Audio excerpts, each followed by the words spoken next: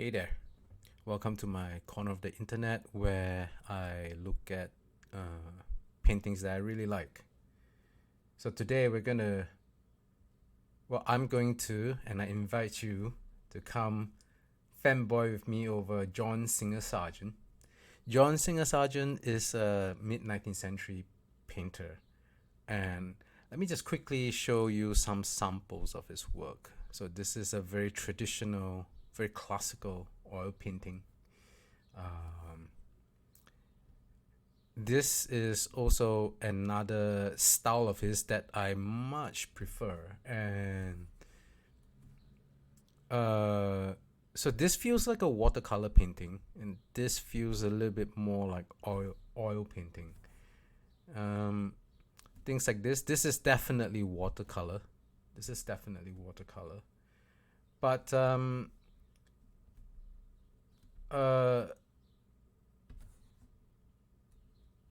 so I definitely much prefer his this style of his painting because look, I'm gonna zoom out as usual. Can you see how real the water looks?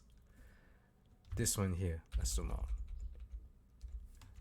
Look at how well he captured the reflectivity of the water here, and just how natural it feels. Look at this. I can totally feel the reflection of this thing here, and this totally looks like a pond, like from this far away. And and today, what I want to do is I want to look at this piece. I want to look at this piece, and we're gonna go a little bit into what he's doing here. So first of all, can we just take a moment and appreciate just how bold his brushstrokes are? Look at look at look at how strong it is, how big, how obvious it is. These are ducks, you know, and the beauty of it is when you go close in, like it's really hard to actually see like what's going on. Like this looks from up close like this. All we can see are just the strokes, and it's actually very hard to tell the shape. Nothing at all like sorry, this one here. This one is so much more refined.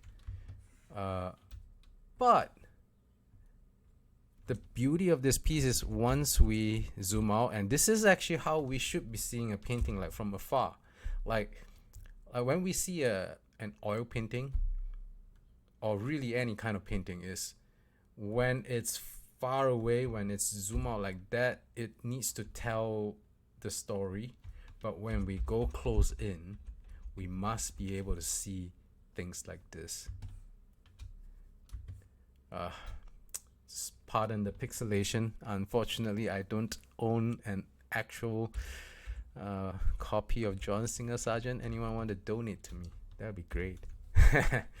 Anyway, so with just this simple strokes of this simple brush strokes here, this white, which he then goes in and breaks out with smaller brush strokes, and then a little bit of darker colors here. This one is also darker color, but of a different, slightly different saturation. And then going in to also break it up with this would be much better if I actually draw it like I usually do. So you can see, so first the direction of his big strokes goes this way,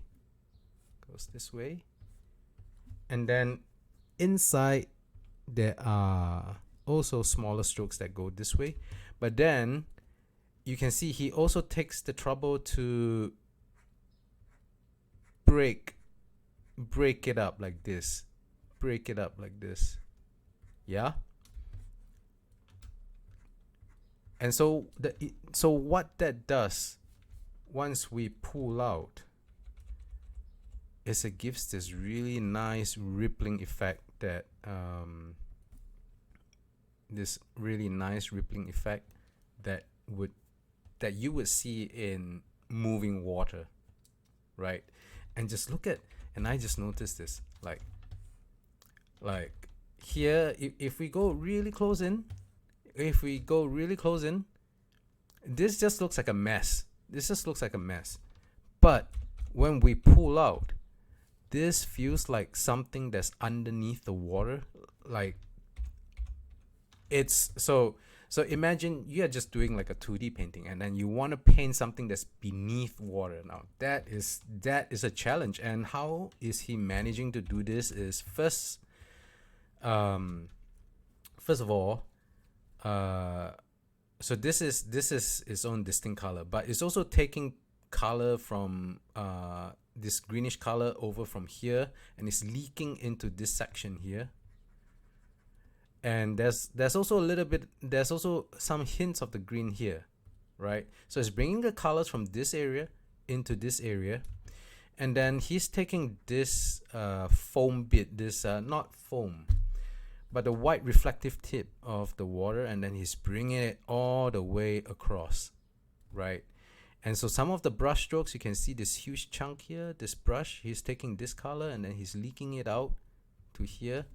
And so what all that does is once we pull out, can you see, do you see how it feels like it is underneath the water? And also the thing that also sells it is that from here you can see that the color of the water is a deeper, is from like it's the color that you would expect to see if the bottom of the lake of the bottom of the water is far enough down so that the water itself is actually quite blue, right? But once it gets closer to the ground, you should be able to see the refracted water bottom, can you put it that way? And we should be able to see some of that brown that is usually what ground earth soil looks like, and it should be leaking out to the water here.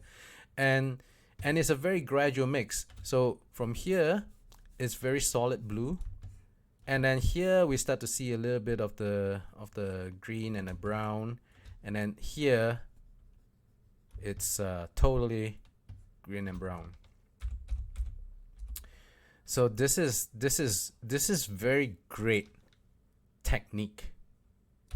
And I would say that's so the composition of this this piece is very, very soothing. I would say it feels very soothing to me. So it's a simple composition. The figure is can I get my brush bigger? The figure is slightly off center. It's not completely centered. This is very classical photography, where you separate the canvas into 3 parts, and then you usually put your character somewhere here or here, you know, so you're not right smack in the middle. Doesn't mean that you can't have it in the middle, but you know, it's kind of nice to do that because it plays with the space on the canvas. And he's not exactly putting the, so if we split the canvas up in 3, she's like sitting somewhere in between this third and this third. So that's also pretty cool. And you have this really big expanse of what actually it feels very open. It feels very flat, although there's actually a lot of details in there. But comparatively, this section here is so much busier than everything else, right? So this actually becomes like the part where your eyes will skip away, you know. Your eyes will be drawn to this last. as always, you know, as always, our eyes would be first drawn to characters, and then the way this is set up, my eyes anyway, I will see the woman, and then I'll see the water, and then this is where I'll see next, and exactly like the beginning of this podcast, I only noticed the dark last. So this painting, you have what you have is you have a primary focus, and then you have a secondary focus, and then you have some little treasures for you to some little treasures to reward you if you pay attention to the painting a little bit more and appreciate it a little bit more, you know. So I like John Singer Sargent for his very bold brushwork, and you can see here that unfortunately I have just such low res copies of all this, but you can see like the brush strokes here are very bold. Same here, is very strong, but then like look at this, he's just really good at water for some reason. And but then here is very loose, very loose, because it's in the distance, right? You don't want it to fight for attention for with all this really cool stuff here. Oh, and look at that, this canvas is divided somehow like this. Yeah, oops, very nice. Anyway, yeah, so I like John Singer Sargent for his very bold brushstrokes. It's very reminiscent of Cezanne to me, and it's the kind of things that is very fundamental for a painter to know, to get details on his painting. Like this kind of stuff is great. I love it as well. But this is so much work. To get this kind of to get details using such fine strokes. Like this is several layers, man. This is like so many layers of layers and layers. So this little bit here, there's so many things happening, because you can see this slightly cool color, and then this slightly warmer color, and then this slightly darker but warmer color as well. So this is how an oil painter would fake what we in the visual effects industry would call subsurface scattering, and it's several layers on top of each other. Like you start off with a thin base that's a little bit